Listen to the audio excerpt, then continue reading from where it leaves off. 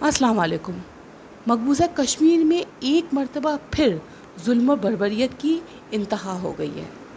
3 साला मासूम के सामने उसके नाना को मार दिया गया और उसके आंसू को पोंछने वाला कोई नहीं था।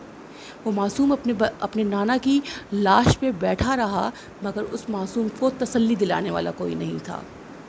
कैसे कोई तसल्ली दिलाता या कैसे उस मासूम के आंसुओं को पोंछता, क्योंकि उसके दस्त शफ़क़त को तो महरूम कर ही चुके थे। दोस्तों, ये पहला वाक़या नहीं है। मकबूजा कश्मीर में इस किस्म के अलमनाक वाक़यात रोज़ाना की बुनियाद पर भारतीय फ़ौज या भारतीय पुलिस की जानिब से रकम किए जाते हैं। दुख इस बात का है कि अक़वाम आलम इस जुल्म पे, इस बर्बरियत पर ख़ामोश है।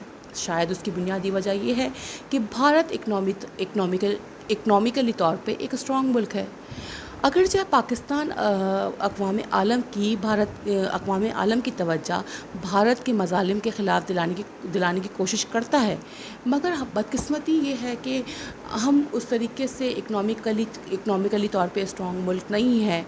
भारत ने आलमी मंडी में अपनी जगह बनाई हुई है, तो उसकी बातों को अहमियत दी जाती है, उसकी कोताही पे पर्दापोशी की जाती है।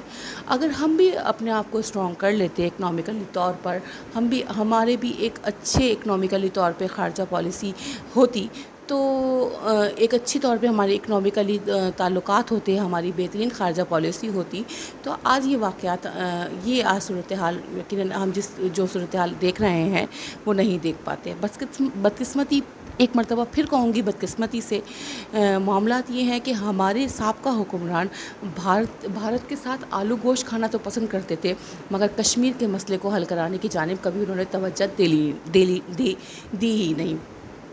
गुज़िश्ता रोज़ जो अलमनाक वाक़या रूनुमा हुआ है कश्मीर में, वो दिल दिलाने के लिए काफ़ी है, मगर अफसोस के साथ फिर कहूँगी कि इंसानी हकूक़ की तंजीमें इस जानिब नहीं देखती, और हमारे यहाँ जो मोमबत्ती माफिया है जो ज़रा से वाक़े पे एकदम निकल आती है और वो एकदम से शमाएं रोशन करने लगते हैं, शायद उनको भी इस चीज़ की ख़बर नहीं हुई। पाकिस्तान में जो कुछ मामलात होते हैं उसके लिए तो वो एकदम से मुतहर्रिक हो जाते हैं, एकदम से नज़र आ जाते हैं, एकदम से उनका ट्विटर भी एक्टिव हो जाता है, वो फेसबुक पे भी एकदम से हमारे माशाल्लाह देसी लिबरल्स एक्टिव हो जाते हैं। मगर हिंदुस्तान में कश्मीरियों पे क्या क्या हो रहा है एक लफ्ज़ नहीं बोल पाते। न जाने ऐसे कौन से उनको डर है कि जिसकी वजह से वो इस किस्म के अल्फाज नहीं ले पाते।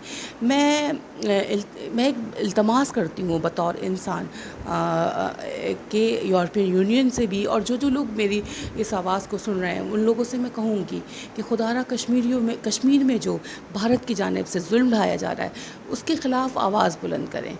कश्मीरी 72 सालों से हमारे मुंतज़िर हैं। वो चाहते हैं कि वो आज़ाद हों, वो चाहते हैं कि वो भी आज़ादी की ज़िंदगी गुजारें। आप लोग जानते हैं, हम सब जानते हैं कि कश्मीर में जिस किस्म की कर्फ्यू की कैफियत है वो इंतहाई तकलीफ़ देह है। हम लोग जब कुछ दिनों के लिए जब लॉकडाउन हुआ था और हम घर में बैठे थे, कितनी तकलीफ़ से हम लोग गुज़र रहे थे कि हम घर में बैठे हुए हैं। वहाँ तो एक तवील अरसे से कर्फ्यू लगा हुआ है, जबकि इंटरनेट की भी सहूलत उनको मौजूद नहीं है, क्योंकि जो बहादुर भारत जो अपने तेज़ कहता है कि मैं बहुत बहादुर हूँ, उसने इंटरनेट की सर्विस को इसलिए मुअत्तल किया हुआ है कि कहीं उसका सच दुनिया पे आश्कार ना हो जाए, जो कि हो भी चुका है।